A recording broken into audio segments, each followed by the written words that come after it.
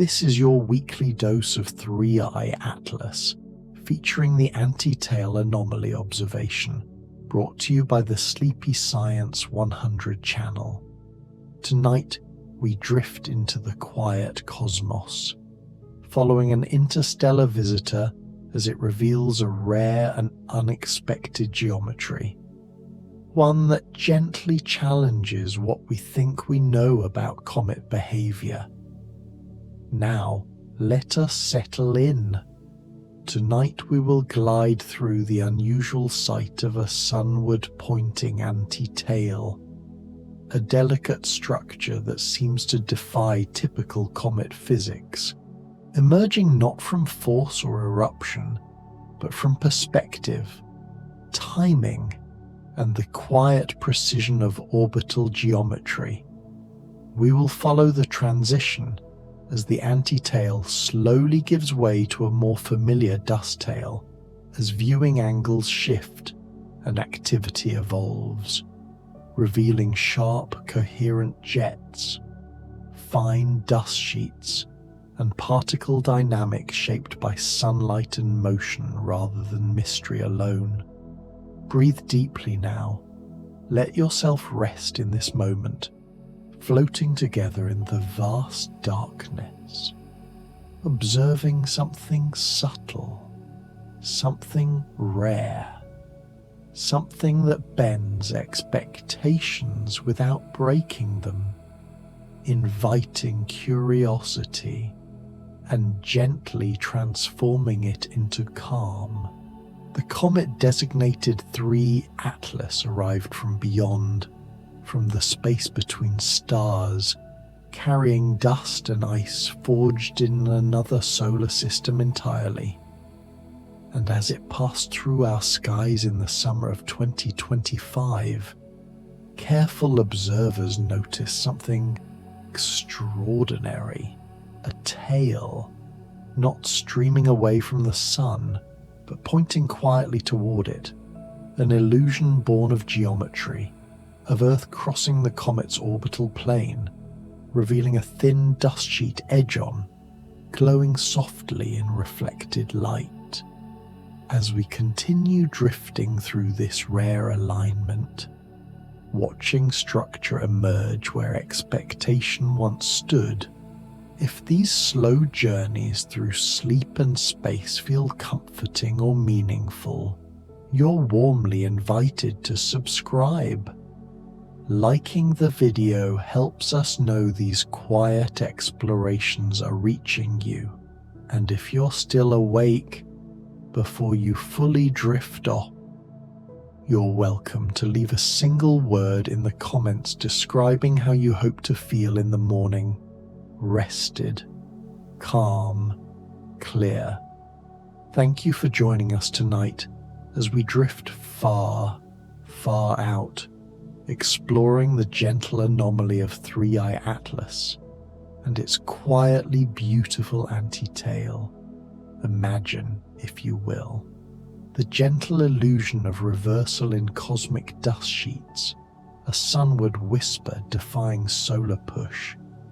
This is the story we explore tonight, not rushed, but allowed to unfold at the pace of your breathing, at the rhythm of your gradual descent into deeper, deeper rest.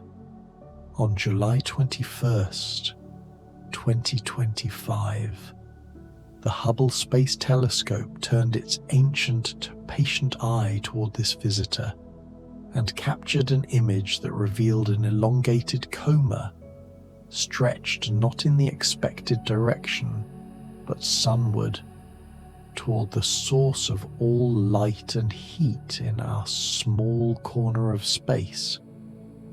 The elongation appeared modest at first, a ratio of 2:1 when projected onto the flat plane of the detector.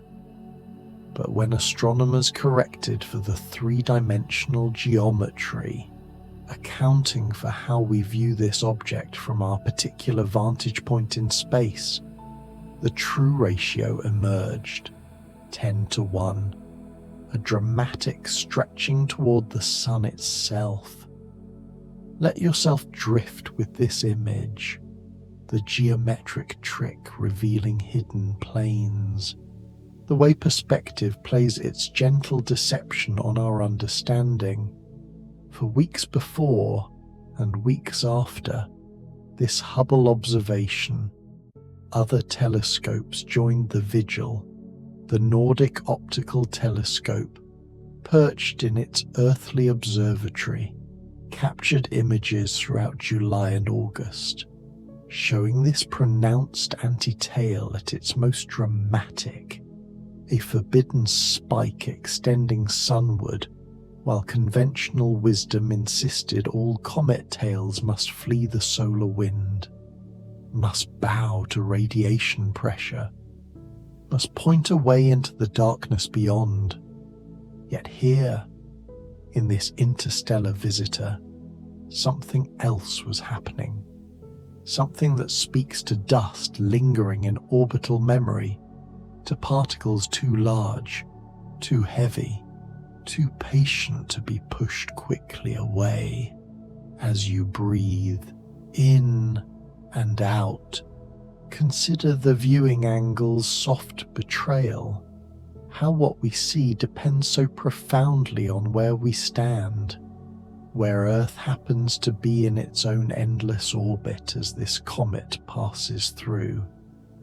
The anti-tail appeared strongest when our viewing geometry aligned just so. When we looked edge-on at the orbital plane of dust particles, seeing them compressed, foreshortened, projected into a sharp line pointing back toward the sun. This is perspective's gift and curse, showing us structures invisible from other angles, revealing the sheet of history projected toward light, the orbital plane's edge-on silhouette catching our attention, demanding explanation. By September 2025, something began to change. The Nordic Optical Telescope images showed the anti-tail diminishing, softening, as if the comet itself was transitioning, evolving. The Keck telescope on Mauna Kea, with its vast light-gathering mirror, confirmed what was emerging: a conventional anti-solar tail, growing, extending away from the sun as radiation pressure finally asserted its expected dominance, and Gemini South, from its perch in the southern hemisphere, captured the same transition, this growth of material streaming away, the emergence of what we expect, what feels normal, what follows the standard physics of solar-wind interaction and photon momentum. But here is where the mystery deepens, where we sink further into contemplation. The anti-tail had pointed sunward when the comet travelled at heliocentric distances around 3.8 astronomical units, nearly 4 times Earth's distance from our star. At such distances, solar heating remains modest, activity remains subdued, yet somehow this object managed to produce a structure so coherent, so sharp, so precisely aimed sunward that it challenged immediate explanation. Theoretical models emerged, quietly proposed by researchers trying to understand, suggesting this might be an anisotropic snowline extension. Words that sound technical but speak to something beautiful, something about how ice grains of different sizes survive to different distances. The snowline, pause here, feel this concept, is the survival radius for sublimating ice grains. It marks the distance where warmth becomes too much, where frozen water transitions to vapor, where solid becomes invisible. For smaller grains, this happens farther from the sun. They heat more efficiently, surface area overwhelming their tiny mass. But larger grains, patient, heavy, stubborn, can survive closer, can drift nearer the source of heat before finally surrendering to sublimation. And if the comet preferentially releases larger grains in certain directions, perhaps due to vents, due to cracks in the rotating nucleus, due to asymmetries in how warmth penetrates the ancient ice, then these larger particles, resisting radiation's call, might create a sunward extension, a tail pointing homeward in quiet defiance. Let your mind rest with this image.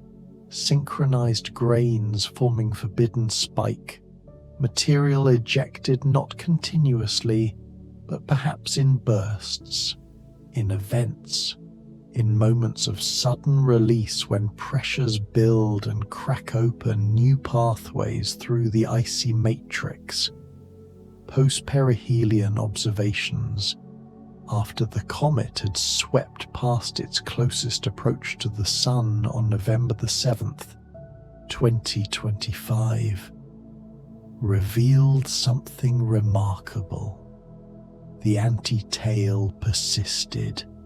Images stacked and combined on November 9th showed both large-scale structures, an anti-tail still reaching sunward, still visible, and conventional tail jets streaming away. The sunward component extended upward of 1 million kilometers, while the anti-solar jet stretched even farther, reaching 3 million kilometers into space. Distances so vast they make our own Earth seem microscopic, insignificant. Yet we observe, we measure, we marvel.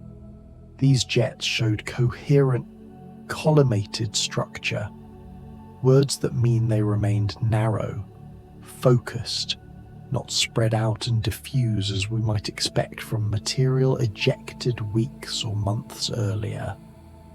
The rotation period of this comet, estimated around 16 hours based on how its brightness varied, should smear any jets into broad fans, should blur any structure into smooth gradients. Yet the observation showed sharp features, tight boundaries, suggesting either the jets were very recently formed or the rotation axis aligned in some special way, or the ejection events synchronized to the rotation, producing material only at specific moments in each spin. Breathe deeply, feel yourself sinking. The tight collimation challenges standard sublimation models. It whispers of mysteries we haven't fully solved. On November 11th, another Nordic optical telescope image resolved the comet as a single body with a pronounced sunward jet. The position angle of this elongation, measured carefully against the background stars, matched closely the projected sunward direction, confirming this was not merely an observational artifact. Not a flaw in the telescope, not a processing error, but something intrinsic to the comet itself, something real, something happening in the cold darkness between worlds. The anti-tail's persistence post-perihelion contradicted expectations. Usually, after a comet passes perihelion, after the intense heating of closest approach, tails should dissipate relatively quickly as the comet recedes and activity diminishes. But Hubble observations on November 30th, 2025, weeks after perihelion, confirmed a sharp sunward extension still reaching approximately 60,000 kilometers, while a more spherical coma, diffuse and gentle, extended 40,000 kilometers around the nucleus.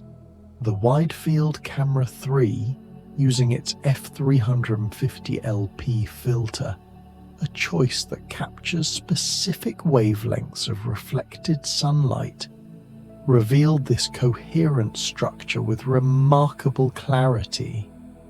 Even amateur astronomers contributed to this unfolding story. Michael Yeager, on November 28th, captured images showing the sharp anti-tail, and Frank Niebling and Michael Buchner in early November documented dual jets, sometimes even 7 distinct jets in carefully processed images. This convergence of observations, professional and amateur, ground-based and space-based, confirmed the anti-tail was not an artifact but a genuine phenomenon, something multiple independent observers could verify, could measure, could contemplate together. Consider now the anti-spike as memory of synchronized burst, the possibility that the comet released material in coordinated events, perhaps triggered by thermal waves penetrating inward as the sun's warmth slowly diffused through layers of ice and dust, or perhaps structural failures, cracks propagating through the nucleus as thermal expansion stressed the ancient bonds holding this world together. These synchronized ejections would produce material all sharing similar velocities, similar trajectories, creating a coherent stream, a tail that remains sharp over vast distances because all particles follow nearly identical paths through space. Dust particles released into the orbital plane create what we might call perspective anti-tails in conventional solar system comets. Larger dust grains lag behind the comet's nucleus in its orbit, their heavier mass meaning they cannot quite keep pace, and from certain viewing angles, these lagging particles appear to project sunward, an illusion, a geometric trick. But researchers studying 3E Atlas have proposed this might be something different, something physical rather than merely perspectival, an actual jet or stream of material directed sunward by the comet's activity, by its asymmetric sublimation, by whatever hidden structures govern how volatiles escape from its nucleus. The viewing geometry changed as Earth moved in its orbit and the comet moved in its hyperbolic trajectory. This transition, observed most clearly in the September images, showed the dust fan structure evolving, morphing into more conventional anti-solar tail geometry. The phase angle, the angle between the Sun, the comet, and Earth, shifted throughout these months, and each change in phase angle altered what we could see, what was emphasized, what remained hidden.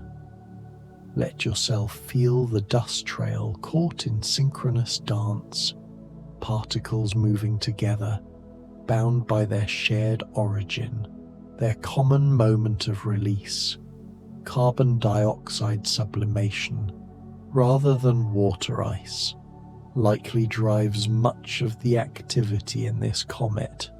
CO2 sublimates at greater distances from the Sun, at colder temperatures, and can produce more energetic jets, more forceful ejections. This influences dust release dynamics, sending particles outward with greater initial velocities, creating structures that remain visible and coherent over longer timescales. The antitail's sharpness, its remarkable definition, suggested synchronized ejection events, material released not steadily but in pulses, and observations of non-gravitational forces. The tiny accelerations caused by asymmetric outgassing acting like a rocket engine showed these forces were minimal before perihelion. The comet moved almost purely under gravity's influence, following its calculated trajectory with little deviation. But post-perihelion, the non-gravitational accelerations became compatible with asymmetric jets, with the recoil from material streaming preferentially in certain directions, pushing the nucleus ever so slightly, altering its path through space in ways measurable by careful tracking. Extreme negative polarization, a property of light reflected from the antitail's dust, provided another clue.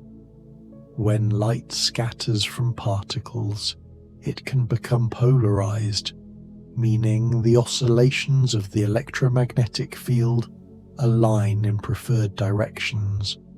The degree and sign of this polarization depends on particle size, shape, composition.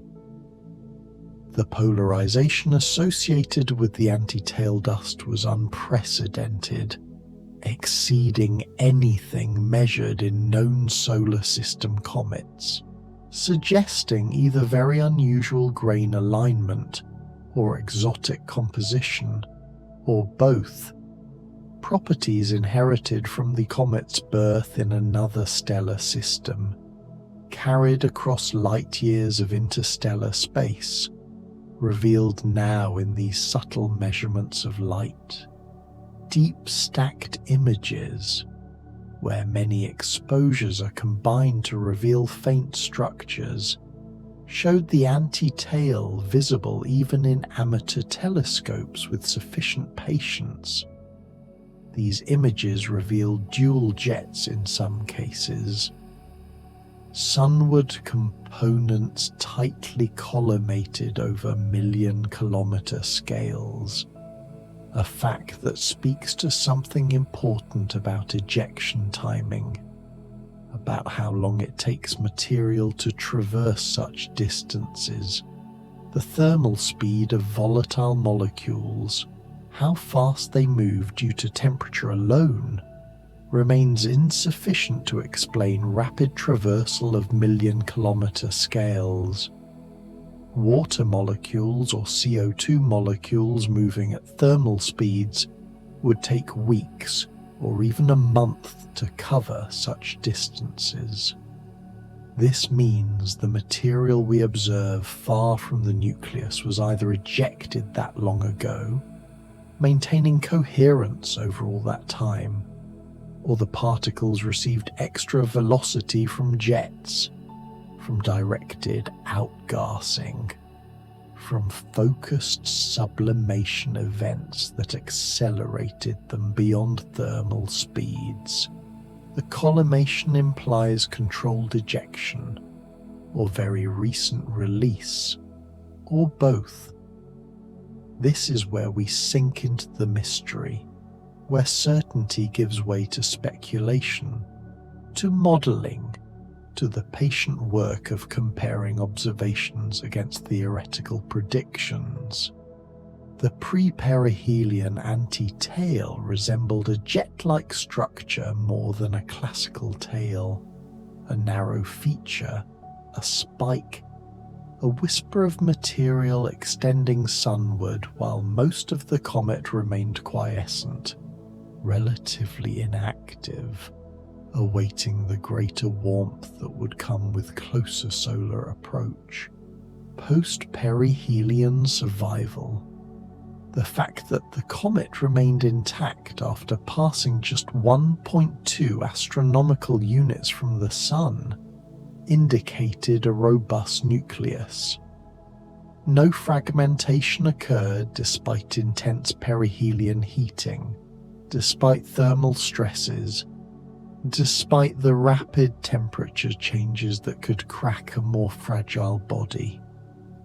Diameter estimates suggested a nucleus perhaps 5 to 10 kilometers across, or possibly larger, large enough to hold itself together gravitationally, to maintain structural integrity even under duress. Mass estimates, derived from how the comet's trajectory responded to non-gravitational forces, suggested a lower limit around 33 billion tons, a number almost incomprehensible, yet small compared to larger comets, small compared to asteroids, a modest world carrying traces of distant stellar chemistry. The evolution of the anti-tail over time informed understanding of dust size distribution. Larger particles dominated the sunward feature, their greater mass allowing them to resist radiation pressure, to move more slowly relative to the nucleus, to lag in ways that created the observed structures. Smaller particles, pushed anti-solar by radiation pressure, formed the conventional tail components, responding quickly to photon momentum, streaming away in long curved trails. These different behaviors create a natural sorting, a separation by size that tells us about the spectrum of particle sizes released, about whether the comet produces mostly large chunks or fine dust or a mixture. Solar-wind interaction shapes ion components in any comet coma. The solar wind, a supersonic stream of charged particles flowing outward from the Sun, interacts with neutral gas molecules sublimated from the nucleus. Charge exchange occurs, where solar wind ions steal electrons from neutral molecules, producing X-rays in some cases, creating ionized gas that forms its own tail component, separate from the dust tails. But the anti-tail dust, being predominantly larger grains, remains less affected by solar wind processes. These grains lack the charge, lack the small mass that would make them responsive to electromagnetic forces.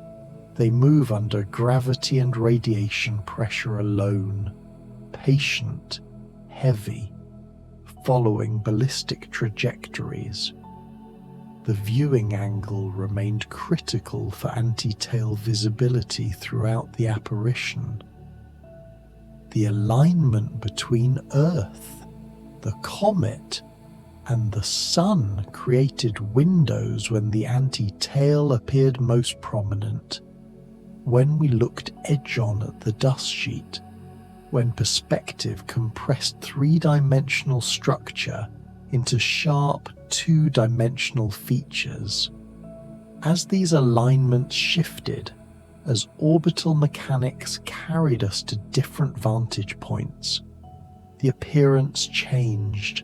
The anti-tail faded or strengthened, not because the physical structure changed moment to moment, but because our view of that structure changed, because angle matters profoundly in astronomical observation. Phase angle changes drove apparent morphology shifts. When we observed the comet from a small phase angle, looking almost along the Sun-comet line, structures aligned with that direction became prominent, appeared enhanced. When phase angles grew larger, when we viewed more from the side, different components dominated the appearance, different tails became visible. This dance of geometry continued throughout the months of observation, teaching us that to truly understand a comet, we need observations from many angles, many times, many instruments. Antitails remain rare among observed interstellar objects. The previous interstellar comet, designated 2I Borisov, showed standard tails, beautiful conventional structures streaming antisolar, but no pronounced anti-tail, and one knee, Oumuamua. The first confirmed interstellar visitor showed no coma or tails whatsoever, remaining inert, enigmatic, tumbling through our solar system without obvious signs of volatile activity. This makes 3I Atlas unique, a candidate for displaying a physical anti-tail rather than merely a perspective effect, a phenomenon that reveals something about its composition, its structure, its history. Theoretical papers continue to debate the origin. Some researchers favor perspective effects, the geometric projection of lagging dust. Others argue for physical anti-tails, actual sunward jets driven by asymmetric activity. The debate remains unresolved, healthy, productive, pushing observers to gather more data, pushing theorists to refine their models. This is science in motion, understanding emerging from the interplay of observation and explanation, anisotropic sublimation, where ice vaporizes preferentially from certain regions of the nucleus, provides one explanation for directionality. If vents or cracks channel material sunward, if the rotation axis orientation places active regions facing the sun at certain phases, if thermal waves create pressure gradients that force gas to escape in preferred directions, then jets pointing sunward become possible, become natural. The rotation axis orientation influences whether jets persist or smear out. An axis aligned roughly perpendicular to the sunward direction would allow a jet to maintain its direction as the nucleus spins, while other orientations would sweep the jet around, blurring it into a fan. The non-smeared jets observed in 3 Atlas suggest either slow rotation, which contradicts the brightness variation measurements, or an aligned spin axis, which remains possible but requires specific geometry, or ejection events occurring only at certain rotational phases, synchronized bursts that happen when active regions face the right direction. Any of these scenarios teaches us something about how cometary activity works, about the interplay of rotation, structure, and volatile distribution. The transition timeline aligned with changing heliocentric distance. Early observations at greater distance showed strong sunward elongation as the comet approached perihelion, as heating intensified, as activity increased, anti-solar components began to dominate, and post-perihelion, we observed hybrid structures, features pointing both sunward and anti-solar simultaneously, a comet in transition, a world showing multiple facets of its complex behavior. Multi-wavelength imaging throughout this period tracked dust versus gas components, Different wavelengths reveal different materials. Filters that isolate emission lines from gas molecules show the spherical or antisolar gas distributions. Broadband filters that capture reflected sunlight reveal dust structures, including the anti-tail. By comparing images at different wavelengths, astronomers separated these components, building a more complete picture of what material exists where, how gas and dust distribute themselves differently around the nucleus, how each responds to different forces, different pressures, different physics, brightness profiles, measured carefully along the length of the anti-tail, fit models predicting grain survival at different solar distances. The model suggested that sunward grains were indeed larger, more massive, capable of surviving closest to the warmth before succumbing to sublimation or radiation pressure. These fits provided quantitative support for the anisotropic snowline hypothesis, showing mathematically what intuition suggested, that size matters, that mass determines fate, that heavier particles can drift closer to danger before being overwhelmed. Let yourself feel the reversal born of alignment and time, the way cosmic structures emerge from the intersection of trajectory and perspective, of physics and observation. Orbital dynamics naturally place heavier particles in slightly different orbits than lighter ones.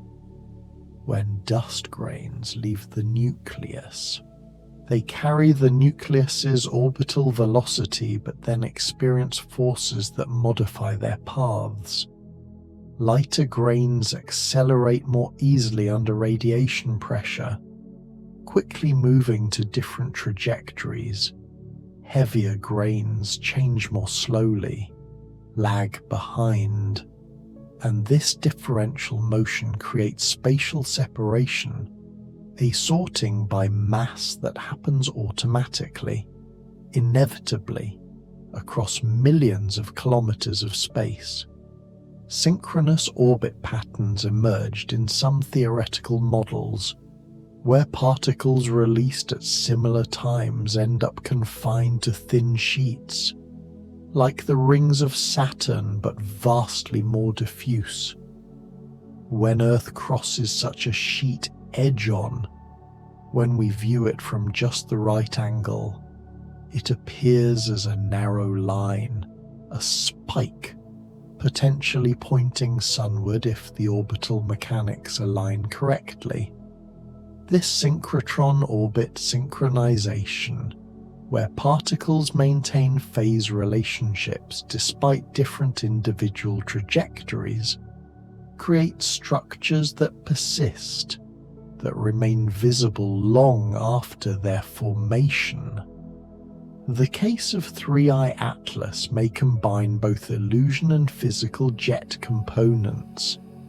Perhaps perspective effects enhance a real sunward jet, amplifying something that exists physically into something that appears even more dramatic through geometry.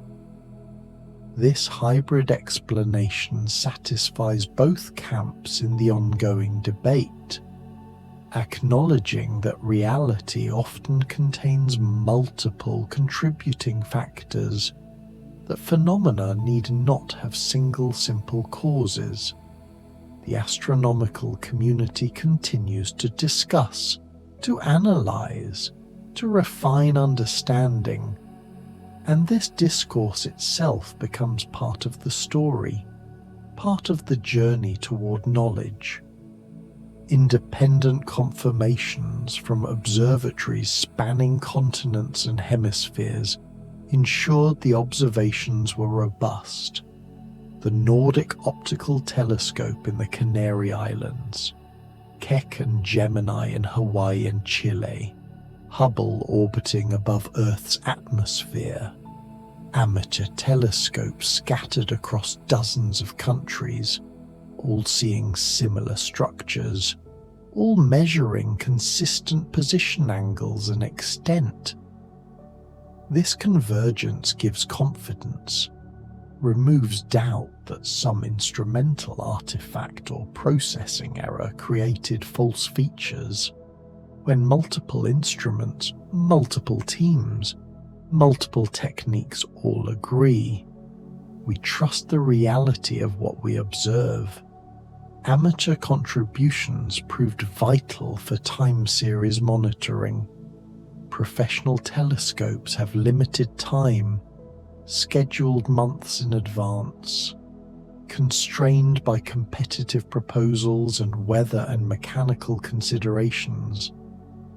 But dedicated amateur astronomers, passionate observers who spend their own clear nights tracking comets, provided nearly continuous coverage, filled gaps between professional observations, caught transient features that might have been missed by scheduled campaigns alone.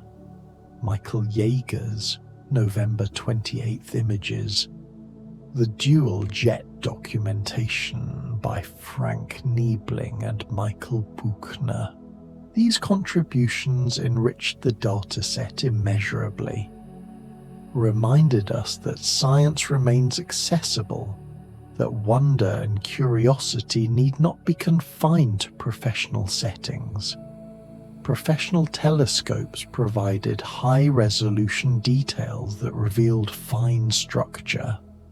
The Hubble Space Telescope's exquisite optics, unblurred by atmospheric turbulence, resolved features measured in thousands of kilometers, showed the true sharpness of boundaries, confirmed that blurring was not hiding smooth gradients, but rather genuine edges existed in the dust distribution. These high-resolution views constrained models, demanded explanations that could produce sharp features rather than diffuse clouds, pushed theory toward mechanisms involving recent ejection or collimated outflow. Consider now the implications for understanding interstellar dust properties. The grains composing this anti-tail formed around another star, condensed from a different protoplanetary disk, incorporated elements and isotopes in ratios reflecting that distant stellar neighborhood's chemical history. Grain size and composition carry information about formation conditions, about temperature and pressure in that alien disk, about what volatiles were available, what minerals could condense. These particles traveled for billions of years through interstellar space, bombarded by cosmic rays, exposed to ultraviolet starlight, gradually processed by their long journey. Yet they survived, intact enough to respond to the sun's warmth, to sublimate, to release more grains and gas as the comet activated upon its first close solar pass. This activation, this awakening after eons of dormancy, speaks to the durability of ice in the cold darkness between stars, suggests that comets can preserve their volatile cargo across galactic distances, can arrive at new solar systems still capable of activity, still able to produce tails and comas and jets. The anti-tail serves as a probe of ejection timing.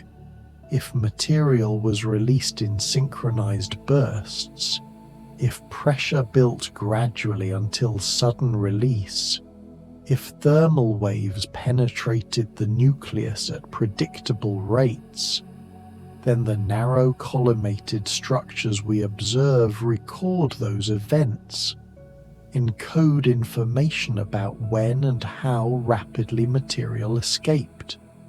By measuring the length and sharpness of jets, by tracking how they evolve over days and weeks, astronomers can work backward, can estimate when the ejection occurred, can test whether models of cometary activity correctly predict the timing of outbursts. Data from 3I Atlas refines broader cometary tail formation models. Every comet teaches us something, adds to the statistical ensemble, challenges or confirms existing frameworks. This third interstellar comet arrived as a rare opportunity. Only 3 interstellar objects have been confirmed at the time of these observations, and only one displayed such dramatic tail structures, such unusual behaviors. This scarcity makes each observation precious, makes each measurement valuable, drives careful analysis to extract every possible insight before the comet recedes forever. The closest Earth approach occurred on December 19th, 2025, providing final viewing opportunities as the comet moved outward, back toward interstellar space. As distance increased, as activity waned, observers tracked the tail dissipation, watched structures fade, measured how quickly the coma contracted around the nucleus. These recession observations complete the story, bookend the apparition, allow comparison of activity at approach versus departure, testing whether the comet behaves symmetrically around perihelion or shows hysteresis, shows memory, shows differences between inbound warming and outbound cooling. The anti-tail anomaly ultimately highlights the diversity of interstellar visitors. 3 objects, 3 completely different behaviors. Oumuamua showed no activity whatsoever, its tumbling motion and elongated shape suggesting perhaps a fragment, a shard of something larger. Tos Borisov appeared as a conventional comet, familiar in its gas and dust production, comfortable in how it matched expectations. And now 3 Atlas with its sunward spike, its forbidden direction's calm persistence, its challenge to easy categorization. Together, these 3 objects suggest that the population of interstellar travelers encompasses tremendous variety, that we cannot yet predict what the 4th or 5th or 10th detection will reveal. Breathe slowly, feel yourself drifting deeper. Let the viewing angles surrender wash over you. The understanding that what we see depends profoundly on where we stand, when we look, how we orient our instruments toward the sky. This humility before perspective, this recognition that truth exists independent of our viewing angle, yet reveals itself differently from different vantage points, carries a gentle wisdom, a reminder that certainty comes not from single observations but from multiple views, from patience, from synthesis. The heavier particle stillness speaks to mass and inertia, to how larger grains resist acceleration, move ponderously compared to fine dust and gas molecules. Imagine a spectrum of particle sizes, from nanometer scale grains, small enough to be pushed by individual photons, to millimeter or centimeter chunks that respond only sluggishly to radiation pressure, to meter-scale boulders that follow purely ballistic trajectories. The anti-tail samples the larger end of this spectrum, reveals the population of grains massive enough to maintain sunward velocities despite the outward push of light, radiation-resistant serenity. Feel this phrase. How certain particles simply ignore forces that dominate others. Their mass shields them. Their inertia carries them along paths determined more by their initial ejection velocity than by subsequent external forces. They drift, patient, through the inner solar system, neither fleeing rapidly anti-solar nor falling toward the sun, but maintaining trajectories that reflect their moment of birth from the nucleus. The velocity and direction they inherited from the sublimation event that liberated them. The tail's backward gaze through geometry invites contemplation of how direction itself becomes ambiguous.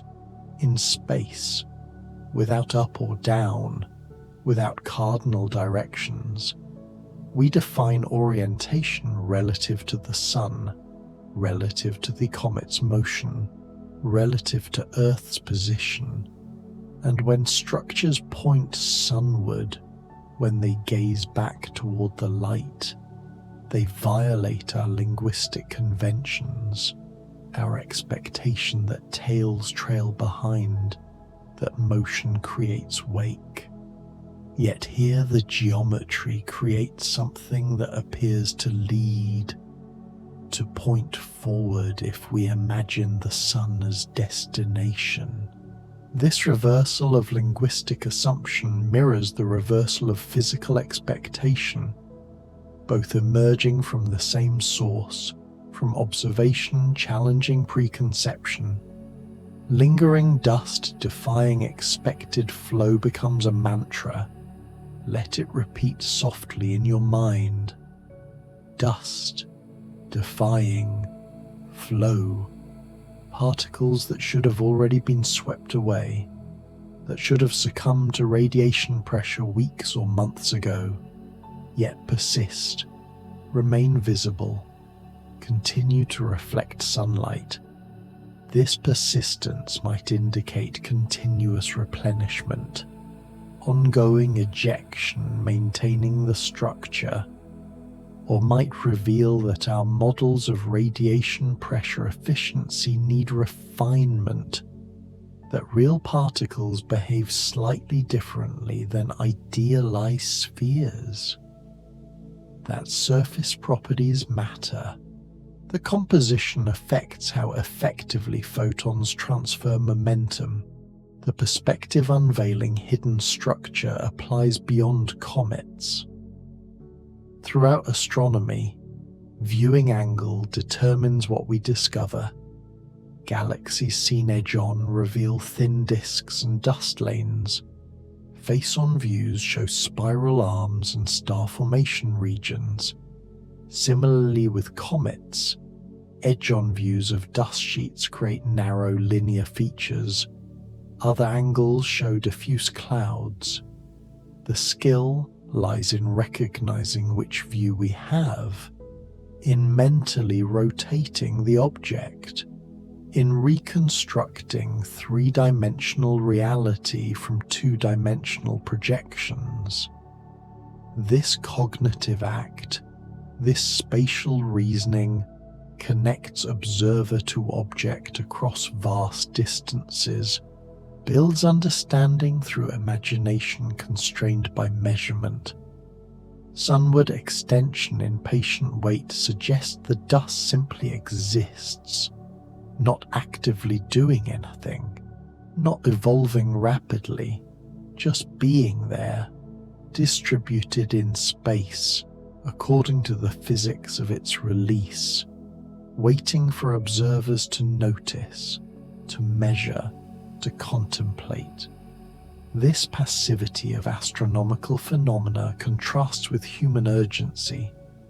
We rush to observe before the comet moves too far, race to publish before others, hurry to explain before interest wanes. But the comet itself knows no hurry, moves on its predetermined path, exists whether observed or not, cares nothing for our deadlines and discoveries. The dust plane's edge revealing truth speaks to geometry as a form of insight. The truth was always there. The dust sheet always existed in its orbital plane, but only when viewed edge on does its nature become obvious, become measurable, become undeniable. Other viewing angles hide this truth, present it in confusing forms, make interpretation difficult. The lesson applies broadly, that sometimes we need to wait for the right angle, the right moment, the right configuration of observer and observed before understanding crystallizes. Reversal's serene challenge to norms invites us to accept anomaly without anxiety. The anti-tail challenges what textbooks say about comet tails, what generations of astronomers have observed in solar system comets. Yet this challenge arrives peacefully, through measurement, through images, through data. No violence in the overturning of expectation, just quiet invitation to expand our understanding, to acknowledge that rules derived from limited samples may not encompass all possibilities, that the universe remains larger, stranger, more varied than our current knowledge admits. Grain's defiant weight captures the sense that particles could rush away but choose instead to linger. Though of course particles don't choose, don't decide. They follow physics, respond to forces, move deterministically according to gravitational and electromagnetic fields. Yet the anthropomorphization helps us connect emotionally, helps us care about dust grain trajectories, gives narrative structure to mathematical descriptions. This is part of how humans understand, through story, through character, even when the characters are inanimate particles drifting through vacuum. Cosmic geometry integration suggests that all these factors, orbital plane orientation, viewing angle, particle mass distribution, ejection timing, radiation pressure efficiency, solar-wind interaction, all integrate, combine, synthesize into the observed phenomenon. No single cause, no simple explanation, but rather an intersection of many effects, each contributing, each necessary. Understanding requires holding multiple factors in mind simultaneously, seeing how they interconnect, appreciating the system as a system rather than a collection of isolated mechanisms. Now let yourself sink even deeper into the forbidden direction drift, into the understanding that this comet carries messages from beyond, encoded in ice and dust, written in particle trajectories and sublimation rates. The messages speak of another star's chemistry, another time's conditions, another place's history. We decode these messages slowly, carefully, using spectroscopy to read composition, using dynamics to infer mass, using morphology to understand activity. Each technique provides one piece of meaning. Together they begin to tell a story. The story includes the comet's birth, 4.5 billion years ago or more, in a protoplanetary disk circling a star we cannot identify, cannot locate, cannot study directly because it might be anywhere within hundreds of light years, might have moved significantly since the comet's ejection, might no longer exist if it was a short-lived massive star that has since exploded. The comet remembers conditions in that disk, preserves samples of those ancient ices, those primordial grains, carries them across the galaxy like a time capsule, a message in a bottle thrown into an ocean of stars. Somewhere during that journey, gravitational interactions with giant planets, or a close stellar encounter, or the collective tide of the galaxy itself, perturbed the comet's orbit, sent it falling toward our solar system, toward a star it had never approached before. After billions of years of cold stability, moving through interstellar space at steady velocity, it began to fall, accelerating under the sun's gravity, sweeping inward along a hyperbolic trajectory that will carry it back out again, never to return. This is not a capture, not a new member of our solar system's comet population, but a visitor, a tourist, a traveler passing through. As it approached, as solar heating increased, the comet activated. Volatiles beneath the surface began to sublimate. Gas pressure built within the porous structure, eventually breaching the surface, carrying dust with it, creating jets, creating coma, creating the structures we observe and measure. The activation distance, the heliocentric distance where activity became detectable, tells us something about what volatiles dominate. Carbon dioxide activates farther from the sun than water ice, can produce observable activity beyond 3 or 4 astronomical units, where water remains solidly frozen. The observed activity at 3.8 astronomical units suggests CO2 or other supervolatiles play important roles, drive the earliest outgassing, create the pre-perihelion antitail. As approach continued, as the comet passed perihelion at 1.2 astronomical units, roughly the distance of Mars from the Sun, heating intensified, water sublimation likely began, adding to the gas production, increasing activity. The transition from anti-tail to conventional tail structures occurred around this time, perhaps because water sublimation produces more gas, creates stronger radiation pressure effects, overwhelms the earlier, gentler CO2-driven activity, or perhaps simply because viewing geometry changed, because Earth moved, because perspective shifted enough that the dust sheet no longer projected as a sunward spike.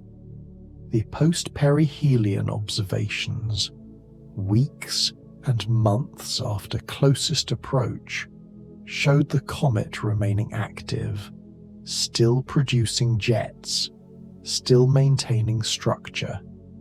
This extended activity period indicates significant volatile reserves, a nucleus not completely desiccated by its first solar pass, enough ice remaining to continue outgassing as the comet receded. Moving outward from perihelion, the comet began its long cooling, its gradual return to dormancy. Activity would eventually cease, somewhere beyond 3 or 4 or 5 astronomical units, as temperatures dropped below critical thresholds, as sublimation rates fell below detection limits. The comet would then continue outward, quiet, dark, invisible, returning to the interstellar medium from which it came. By mid-December 2025, as the comet approached its closest point to Earth, observers knew this represented their final opportunity for high-quality data. After this date, increasing distance would dim the comet, reduce apparent size, make observations more difficult, eventually impossible from Earth-based telescopes. The spacecraft we might have sent, the probes we might have launched, remained hypothetical, proposed but never funded or built in time. We observed from afar, from our single vantage point, Earth-bound or at best orbiting at Earth's distance, never closer, never visiting directly. This limitation shapes all our knowledge. Everything we know about 3i Atlas came through telescopes, through photons that traveled from comet to detector, carrying information encoded in brightness and color and polarization. Yet from this remote observation, from this passive watching across the frozen gulf of space, we extracted remarkable, almost impossible detail. We measured distances in millions of kilometers with the precision of a surveyor, velocities in meters per second by watching the subtle shift of spectral lines, particle sizes in micrometers by analyzing how they scatter the sun's light at different angles. We deduced chemical composition through the intricate barcode of spectral emission, and even inferred the mass of the nucleus through the tiny, almost imperceptible trajectory perturbations caused by outgassing. The anti-tail specifically revealed information about dust grain sizes and distributions that would have otherwise remained invisible. It told us about the specific ejection velocities and the precise timing of past outbursts, about subtle asymmetries in the nucleus that favor one hemisphere over another. It provided a rare window into how comets from other alien stellar systems might differ from those birthed in our own Oort cloud, perhaps containing more carbon, or different ratios of heavy water, or dust grains that are more porous and fluffy due to a different formation environment. Each measurement, each pixel of an image, each dip in a spectrum added to this slowly accumulating mountain of knowledge. It built the picture of this visitor, piece by piece, row by row. The model is never truly complete, never final, but it is always growing, always refining itself, approaching the ultimate truth asymptotically through the patient, relentless accumulation of data points gathered from around the globe.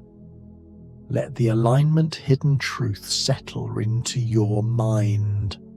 How truth often waits for the proper alignment of perspective to reveal its true nature. The particles composing the anti-tail existed all along. They were not new.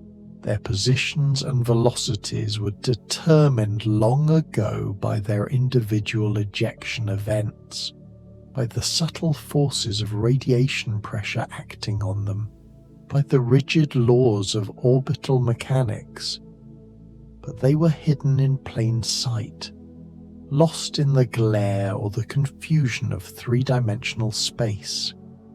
It was only when Earth, the comet, and the Sun aligned in a specific, fleeting configuration that the pattern finally became visible to our instruments. Only then did the vast, diffuse sheet of dust compress into a sharp, visible line from our vantage point, making the structure demand our attention and our explanation.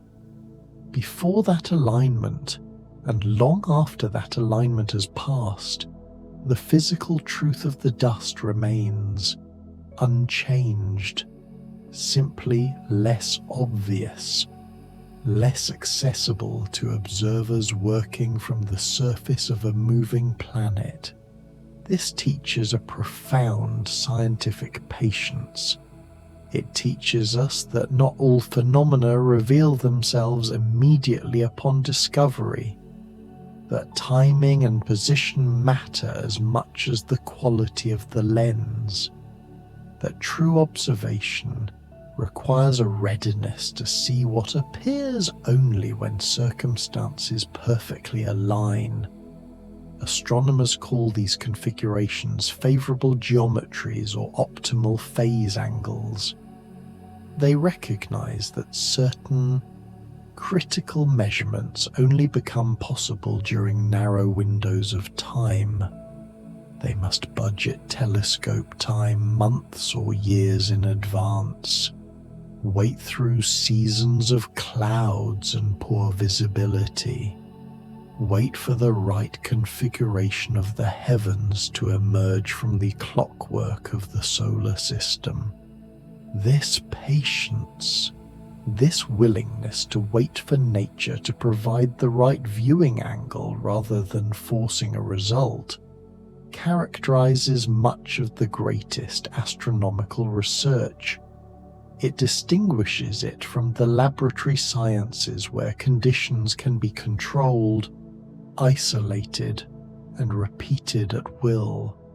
Here, we're at the mercy of the cosmic calendar.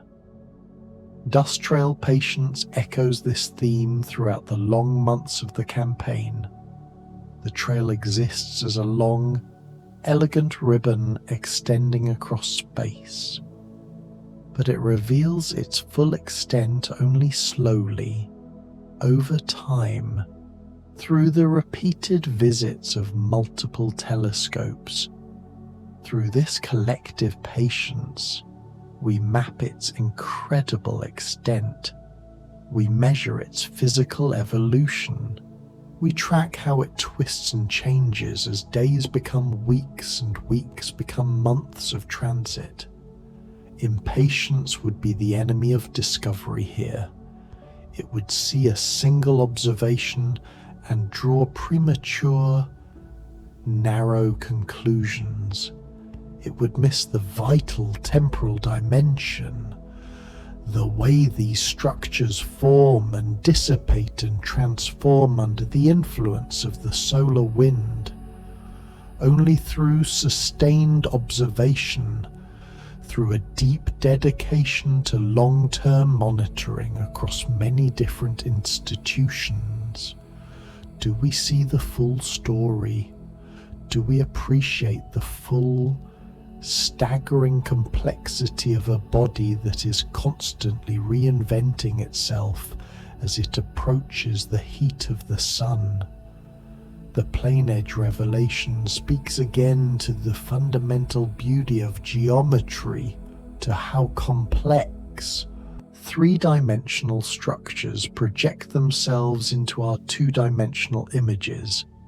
The plane of dust, which is in reality a vast, thin sheet of debris millions of miles across, appears only as a razor-sharp line when we view it perfectly edge-on.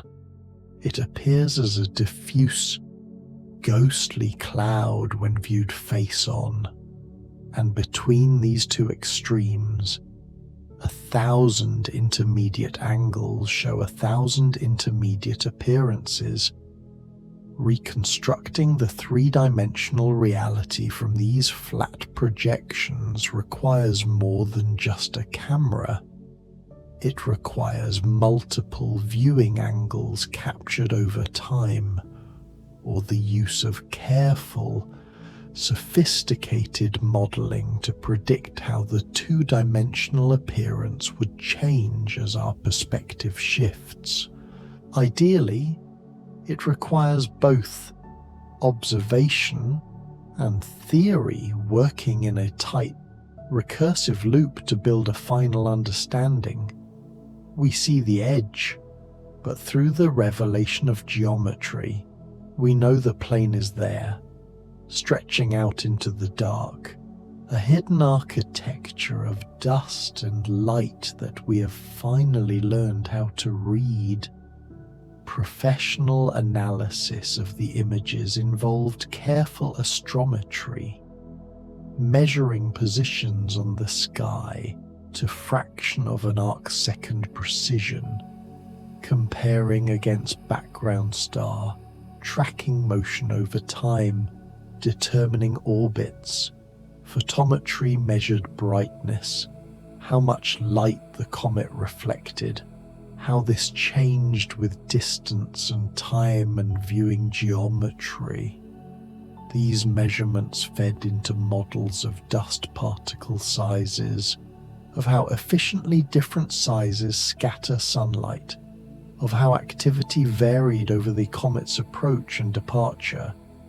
Spectroscopy provided compositional information, emission lines from specific molecules, CN and C2 and OH radicals indicated what gases were present, what parent molecules were sublimating. Dust continuum, the smooth reflected sunlight without sharp spectral features, dominated most observations but carried information about grain properties through polarization and color. Red dust versus blue dust, positive versus negative polarization, each a clue to mineralogy, to whether silicates or organics or ices dominated the grain composition. The negative polarization especially, remember, reached unprecedented levels. Polarization measurements typically show positive values for cometary dust at the phase angles observed, meaning one orientation of light vibration dominates over the perpendicular.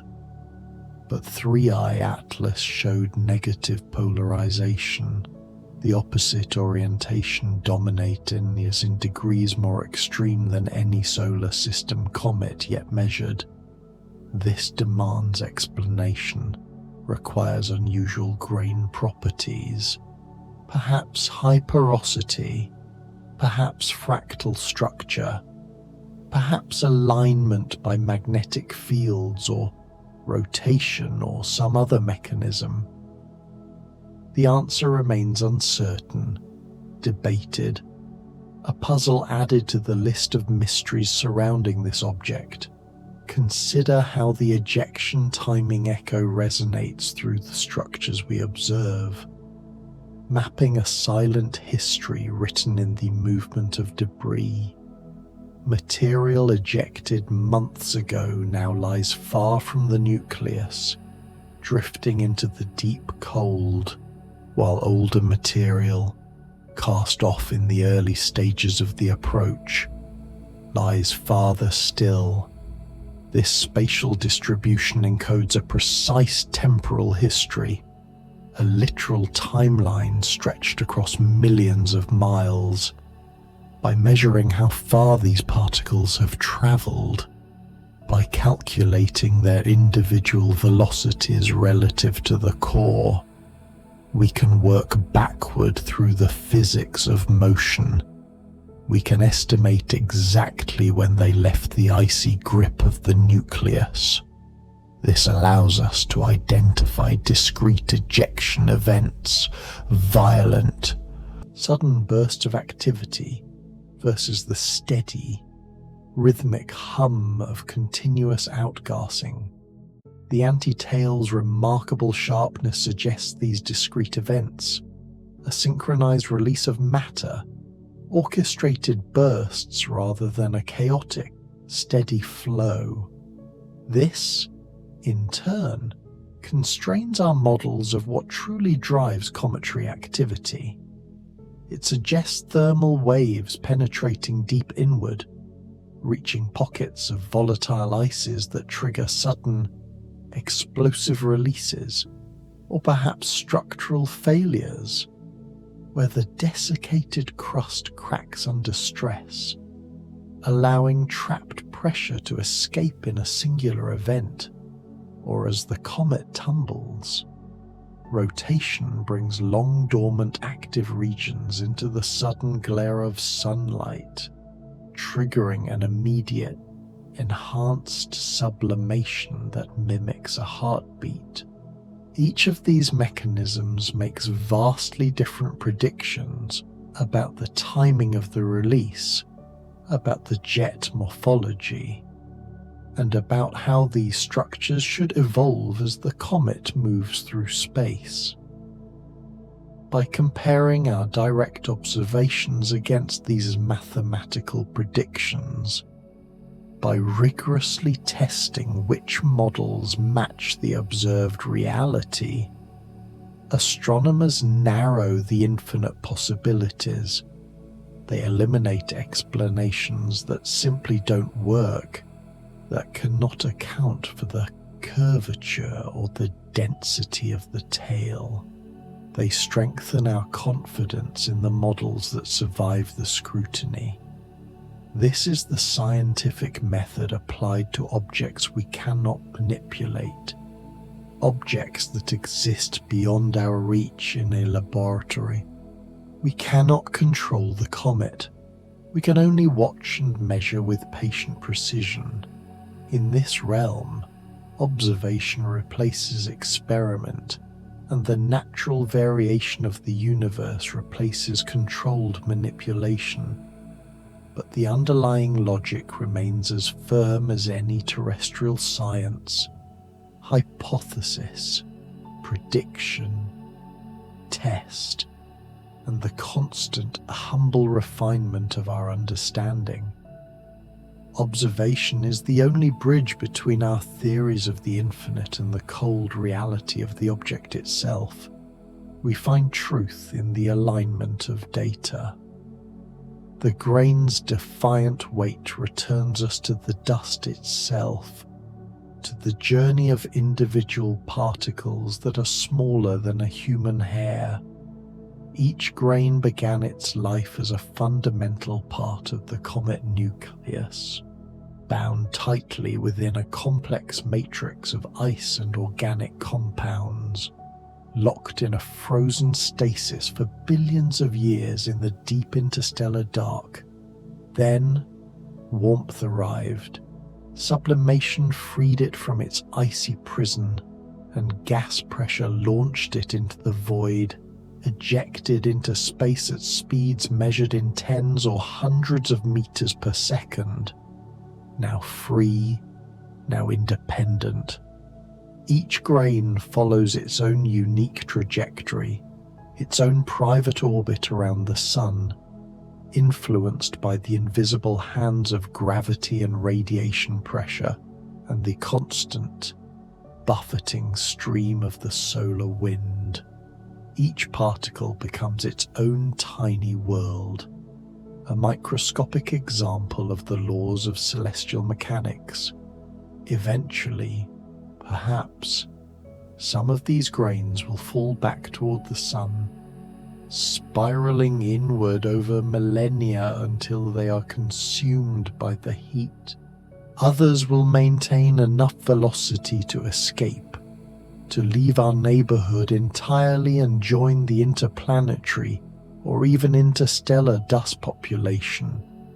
They will wander the galaxy as ghosts of a dead comet, possibly someday encountering another star system, completing a journey from star to star across cosmic timescales that exceed the history of our species.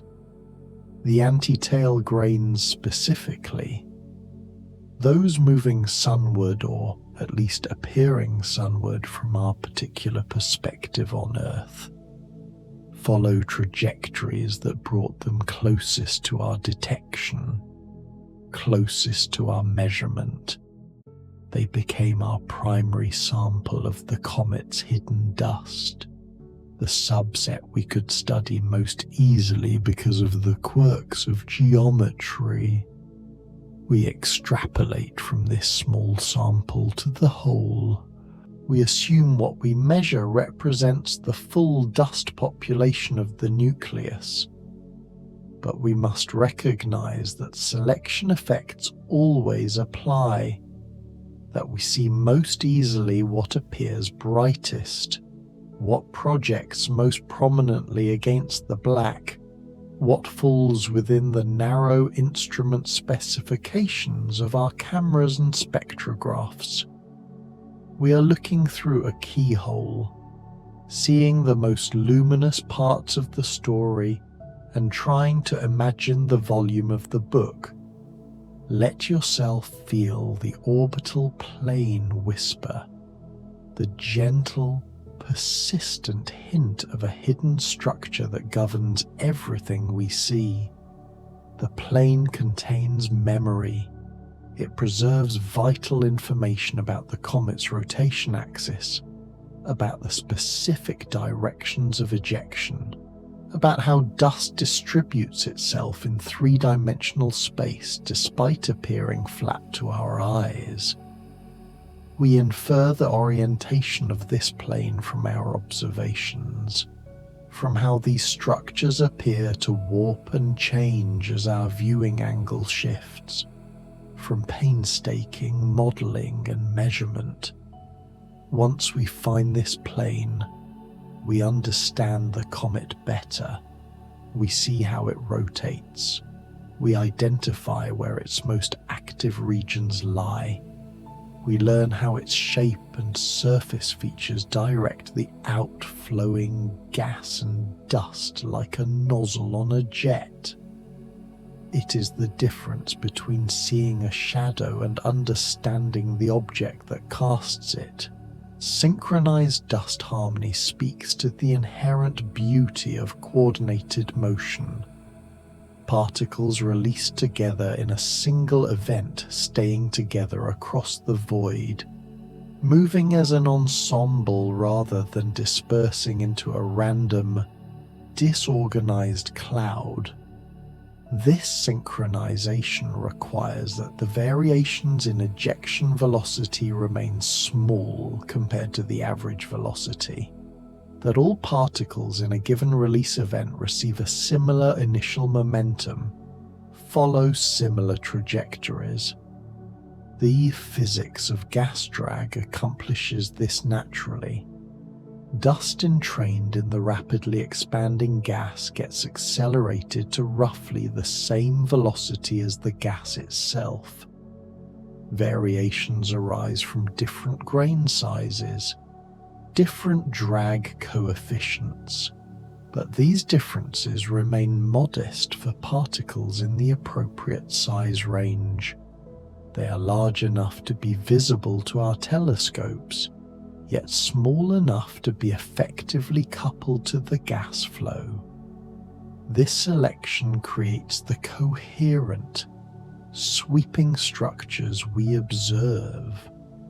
It maintains them across million-kilometer scales, preserving the shape of an ejection event for weeks or even months after the event itself has ended. Viewing angle surrender asks us to release our attachment to a single perspective, to accept that multiple viewpoints, even those that seem contradictory, each provide a partial truth, No single image shows everything. No one observation, no matter how high the resolution, can answer all our questions about the comet's nature. But together, when they are accumulated patiently over time, processed carefully by many minds, and interpreted thoughtfully, they build a foundation of knowledge. They construct a three-dimensional understanding from two-dimensional glimpses. They reveal the comet's nature as fully as our remote, earthbound methods allow. It is a lesson in cooperation, a synthesis across wavelengths and techniques, where the radio observations talk to the optical, and the infrared informs the dynamic models. The heavier particle stillness one more time, feel it deeply as a fundamental law, mass as destiny, as the determining factor in every motion, in every evolution, in every final fate. Heavier particles resist change. They endure. They persist. Their greater inertia carries them through conditions that would easily deflect or destroy lighter grains.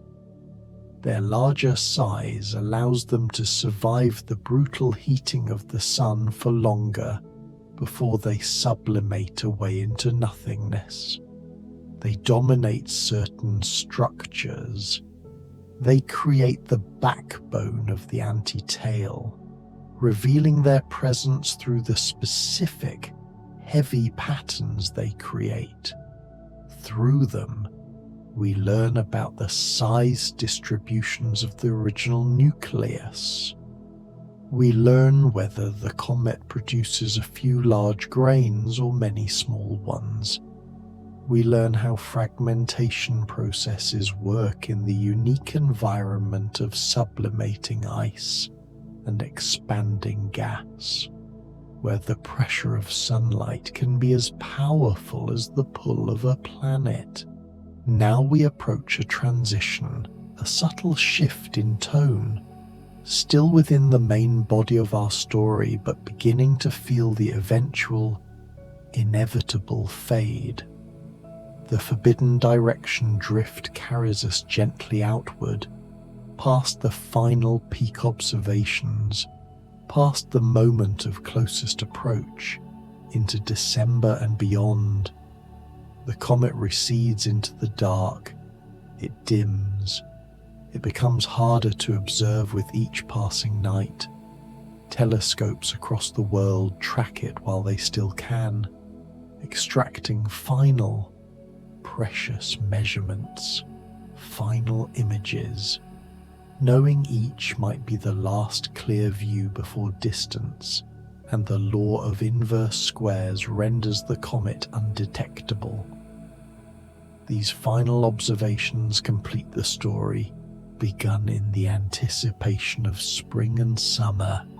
They bracket the apparition, providing the essential bookends that let us calculate the orbit with absolute precision, that let us know where this visitor came from, roughly which direction in the galaxy it called home, and where, into the endless night, it is going next, which constellation it will eventually fade into as it departs our neighborhood of space forever, returning to the darkness between stars, to the cold silence it knew for billions of years before this brief, brilliant encounter with our sun. The anti-spike quiet holds within it all the information we've gathered, all the measurements, all the insights, compressed into memory, into data archives, into published papers that will outlive the comet's visibility. When the object itself becomes too faint to observe, too distant to detect, the knowledge remains, persists, continues to inform our understanding of comets generally, of interstellar objects specifically, of how the universe populates itself with wanderers, with travelers, with messengers from distant stellar nurseries. Consider the ejection timing echo once more, but now thinking of it across geological timescales and the vast silent history of this comet's home system.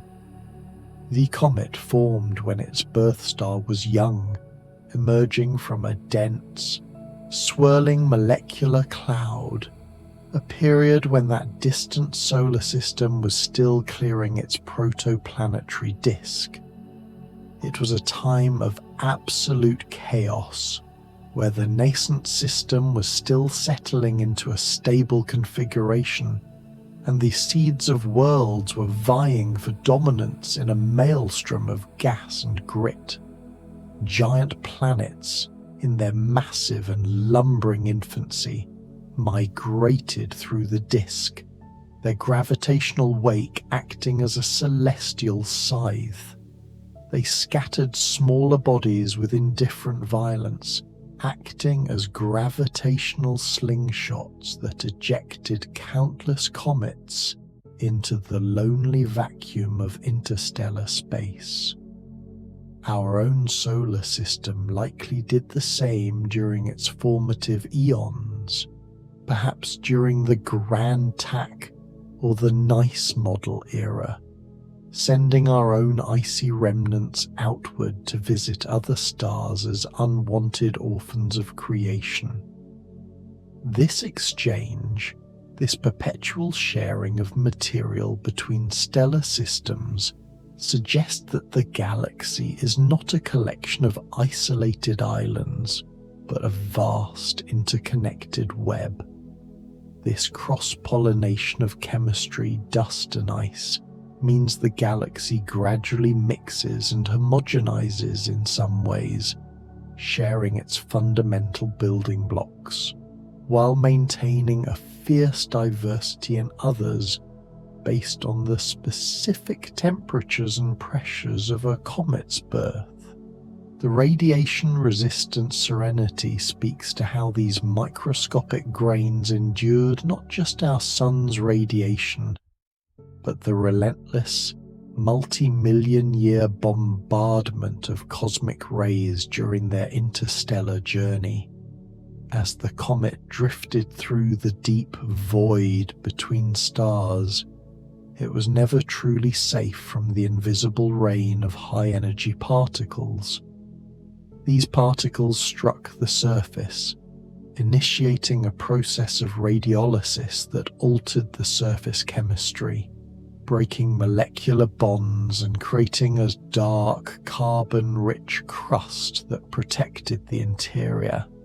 They damaged the crystal structure of the ice, turning ordered lattices into amorphous, glass-like states that shouldn't naturally exist. Yet, despite this constant assault, enough pristine material survived deep within the larger grains, shielded by these sacrificial outer layers. When the comet finally entered our inner solar system and activated, the warmth of our sun penetrated that protective shell. Sublimation released fresh grains from within the nucleus, material that had been cryogenically preserved since the dawn of its home system. We observed material that retained a perfect memory of its formation, carrying isotopic signatures from another star's nuclear synthesis. These grains contain heavy elements forged in the death throes of distant supernovae that enriched that specific region of the galaxy long before the comet's parent star even ignited. They are physical messengers from the specific conditions and composition of that distant protoplanetary environment, carrying a fingerprint of oxygen and nitrogen ratios that do not match our own. The tail's backward gaze through geometry becomes a profound metaphor as we move from the physical to the temporal. We gaze backward through time, reconstructing the comet's past from the fleeting and often fragmented observations of the present. Trajectory calculations allow us to trace the orbit backward with high precision, mapping its path not just to its entry into our Hill sphere, but approximately where it originated within the wider galaxy. The direction points vaguely toward a specific region of the sky, perhaps toward a distant spiral arm or a known star-forming nebula. However, without knowing the comet's exact age, without knowing exactly how many millions of years ago it was ejected from its birth system, we cannot identify which star birthed it.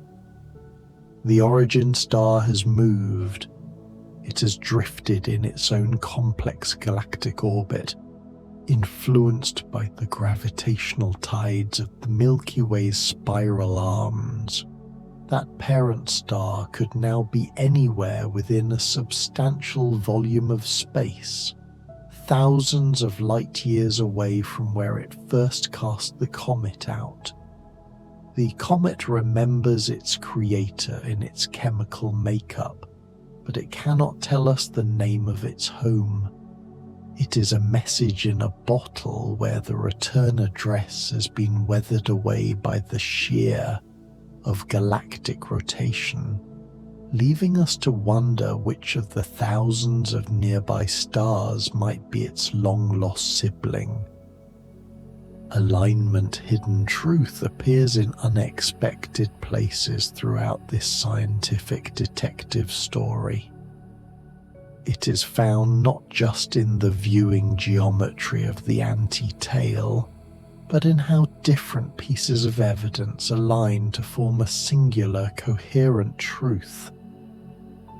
We see this alignment when spectroscopy, which reveals the chemical fingerprint of the gas, and photometry, which measures the brightness and color of the dust, both point toward a consistent interpretation of grain size and composition. When the dynamics of the orbit match the physical morphology of the coma, the hidden truth is revealed. It is a moment of profound clarity when data from different instruments, the deep space infrared of the James Webb, the ground-based optical of the Very Large Telescope, and the high-resolution radio arrays of ALMA all converge on the same conclusion. This alignment of independent evidence provides a level of confidence that a single measurement never could. It transforms speculative models into established knowledge. It moves our understanding of interstellar objects from a series of what-ifs toward an accepted scientific fact, proving that while our perspective may be limited, the laws of physics are universal and consistent across the light years. Dust trail patience has characterized this entire observational campaign, serving as a reminder that astronomy is often a discipline of the slow reveal. In an era of instant gratification, this comet required months of monitoring and repeated visits by multiple telescopes to see the subtle evolution of its behavior. Each individual observation added very little in isolation, perhaps a single measurement of a gas production rate or one more grainy image of the tail's length. But collectively they traced a narrative of change. They revealed patterns of rotation and sudden outbursts that were entirely invisible in a single snapshot. This is modern astronomy's greatest strength, the ability to conduct sustained campaigns and coordinated observations across the globe. By sharing data across international teams and institutions, we build data sets rich enough to test sophisticated computer models that simulate how dust grains collide and how gas pushes them outward. These data sets are detailed enough to constrain parameters like the dust-to-gas ratio, and comprehensive enough to capture rare, fleeting events, like a fragment breaking off the nucleus that would be missed by a less patient or less coordinated effort. The reversal gentle defiance of the comet's appearance never became aggressive or threatening to our understanding of the universe. The comet simply existed, displaying its anti-tail without fanfare or a need for our validation. It did not violate the laws of physics. It only stretched our expectations and challenged our assumptions about how a typical comet should behave. This gentle challenge, this quiet anomaly of a tail that seemed to point toward the sun rather than away from it, proves more educational than a violent contradiction would be. It invites investigation rather than demanding an immediate reactive explanation. It allows time for careful thought, for the development of new geometric models, and for a gradual convergence on understanding. It reminds us that nature's possibilities always exceed our current catalogues of knowns. The anti-tail is a lesson in intellectual humility. It teaches us that what looks like a defiance of logic is often just a matter of where you're standing when you look at the light. Plain edge revelation applies to the very nature of astronomical discovery itself. In the cosmos, we rarely see the whole picture at once. Instead, we see edges, boundaries, and transitions, and from these thin slices of data, we must infer complete three-dimensional structures. A dust sheet seen edge-on reveals itself through its narrow, bright profile, looking like a sharp needle against the blackness of space. Yet, through the power of spatial reasoning and mathematical modeling, we imagine the full extent, the broad, flat plane of debris extending perpendicular to our line of sight, like a vast disk of glitter caught in a beam of light. This leap from limited observation to a comprehensive model, from a one-dimensional detection to a three-dimensional reconstruction, defines how we map the universe. We are like architects trying to map a great cathedral by looking only at the shadows cast through its keyholes. We see fractions, edges, and projections, and we must think our way to completeness, trusting that the small slice of reality we can see is representative of the magnificent whole that remains hidden in the dark. Grain's defiant weight suggests that discovery operates on nature's schedule, not ours. The anti-tail revealed itself when geometry permitted, not when we requested, not when convenient for observers or publication schedules. Comets don't coordinate with telescope scheduling committees, don't align themselves for optimal observation, don't dim their activity for poor weather nights and brighten for clear skies. They simply exist, evolve, follow physical law. Astronomers must adapt, must wait for opportunities, must be ready when nature provides favorable conditions. Cosmic geometry integration becomes total now as we consider everything together. The comet's trajectory through the solar system, Earth's motion around the sun, the comet's rotation and its axis orientation, the distribution of active regions on the nucleus, the sublimation physics of different volatiles, the grain size distribution of ejected dust, the radiation pressure efficiency, the solar wind strength, the viewing angles available from Earth, the telescope scheduling, the weather, the data processing, the model fitting. Every level from fundamental physics to practical observation integrates into the complete story, into the full understanding we've built together tonight. Let your breathing slow now, deeper, more relaxed. The sunward illusion calm washes over you, accepting that appearances can deceive, that what seems impossible may simply reflect incomplete perspective. The anti-tales seem to violate expectations, but actually revealed new possibilities, expanded our framework, deepened understanding.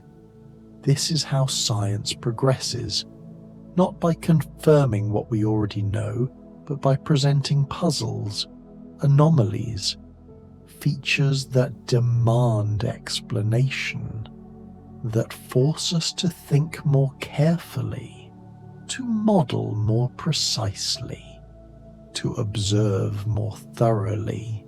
Dust sheet projection becomes almost abstract now, less about the specific comet, more about the general principle, how three-dimensional distributions project into two-dimensional observations, how we must always think beyond the image, beyond the apparent, into the real structure underlying appearance. This cognitive skill, this ability to mentally rotate objects, to imagine unseen dimensions, to reconstruct reality from limited projections, separates casual observation from true understanding. Geometric reversal piece suggests accepting paradox without anxiety. The reversal isn't really reversal, just appearance, just perspective, creating illusion of something impossible. Yet calling it reversal helps us discuss it, helps us categorize and communicate. Language approximates reality. Labels serve utility even when technically imprecise. We find peace in this approximation, this understanding that words and concepts are tools, that they serve communication without necessarily capturing complete truth.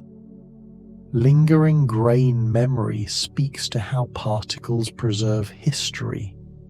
Each grain records formation conditions through its composition, records its journey through damage to its surface, records ejection through its trajectory and velocity, records solar heating through sublimation patterns.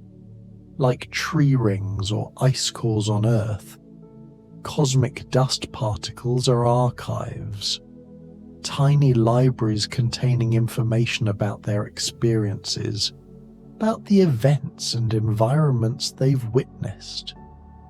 Reading these archives requires sophisticated analysis, requires comparison of observations against detailed models. But the information exists, waiting to be decoded. Perspective soft deception reminds us that deception implies intent, but perspective deceives without intention, without malice, simply by being perspective, by presenting 3 dimensions in 2, by compressing depth into flat images.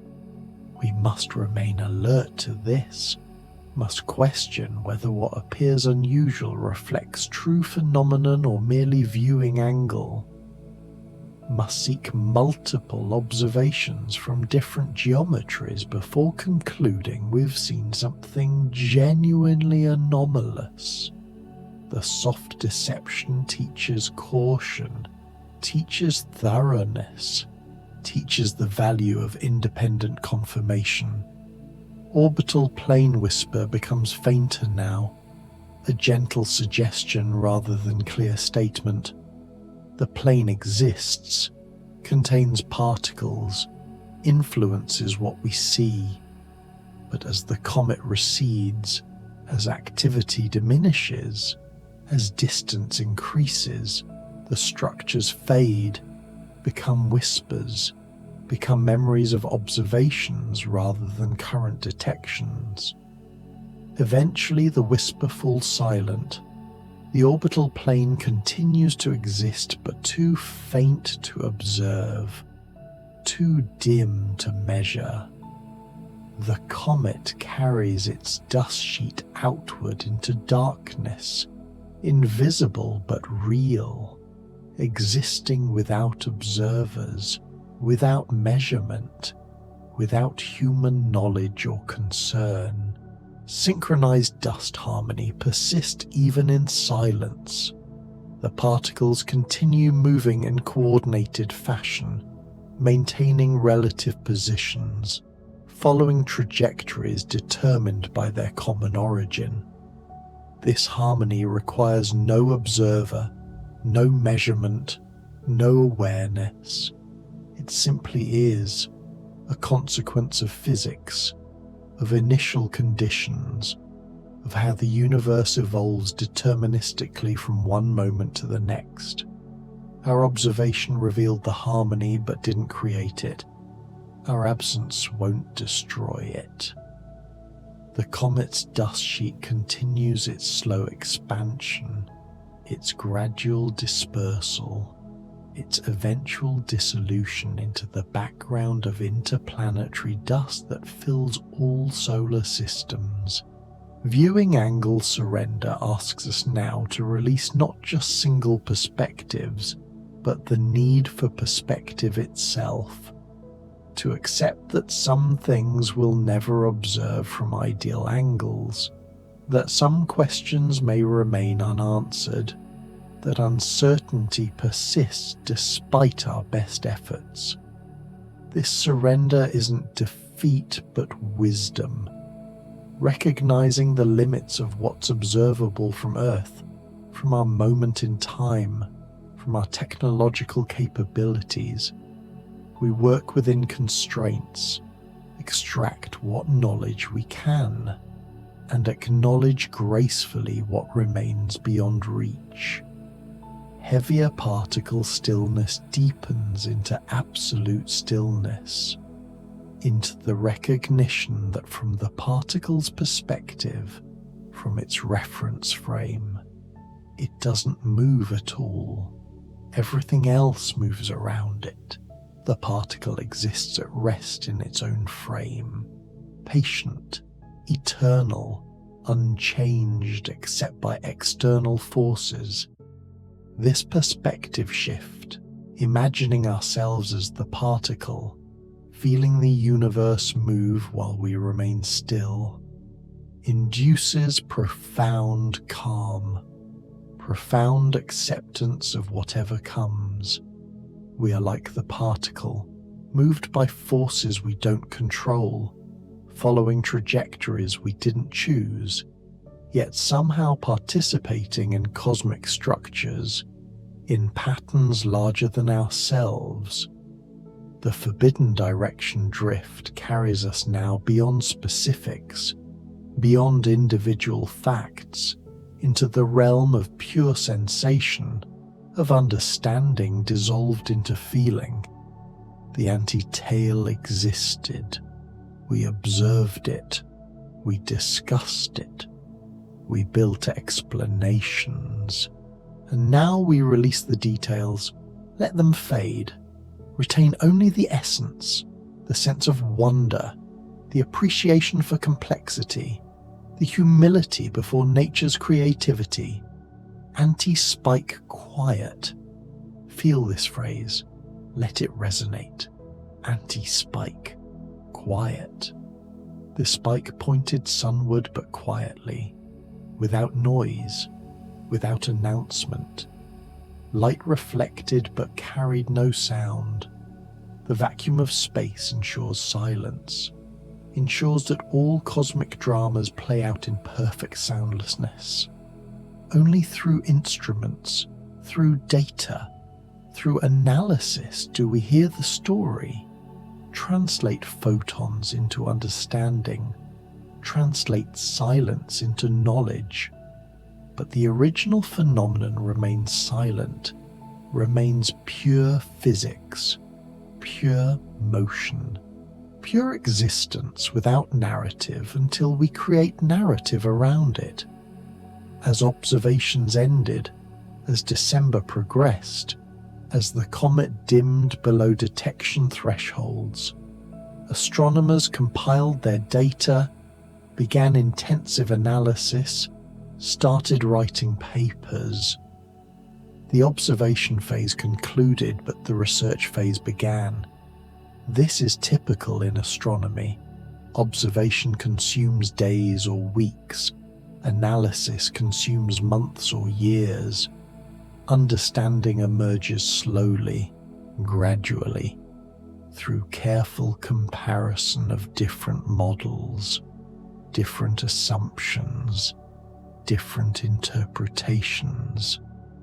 The anti-tail's explanation may take years to establish definitively, may require observations of future comets, may remain somewhat uncertain even after extensive study. Science doesn't always provide clean answers, doesn't always resolve every question. Sometimes we must live with partial understanding, with multiple viable explanations, with acknowledgement that nature keeps some secrets.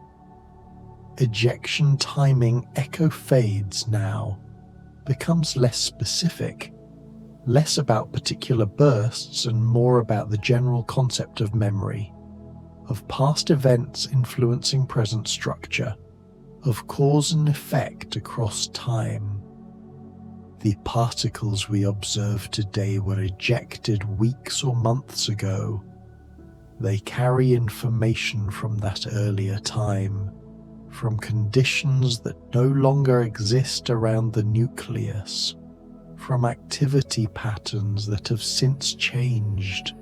This temporal displacement, this looking backward through structure, applies broadly. Starlight we see tonight left those stars years or centuries or millennia ago. Galaxies appear as they were billions of years in the past. All astronomy is time travel, is observation of the past, is reconstruction of history from ancient light. Radiation-resistant serenity become a mantra for letting go. Resist what must be resisted, but with serenity, without struggle, without anxiety. The grains resist radiation pressure not through effort but through nature, through mass, through being what they are. Similarly, we can resist life's pressures through being what we are, through our own nature, through acceptance rather than struggle. This metaphorical extension helps the mind drift, helps conceptual understanding blend into emotional resonance, helps facts transform into feelings, tail backward gaze, softer now, almost gone. The tail looked backward, but now we look backward at the tail, at the observations, at the experience of discovering and discussing this phenomenon. Memory of the anti-tail replaces direct observation. Archive images replace real-time data. The comet continues, but we no longer watch. Our gaze has turned backward toward memory, toward integration of experience, toward sleep. Alignment hidden truth surfaces one final time. Truth aligns with itself. Different approaches, different observers, different methods, all aligned on the reality of the anti-tail, on its properties, on its behavior. This alignment reassures, confirms, validates. When independent paths converge, when multiple investigators reach similar conclusions, when evidence accumulates consistently, truth emerges, not perfectly, not completely, but sufficiently for progress, sufficiently for understanding to advance. Dust trail patience now asks no patience for more observation, asks instead patience with ourselves, with our understanding, with our limited perspective on unlimited cosmos. The trail extends beyond vision, beyond measurement, beyond current knowledge.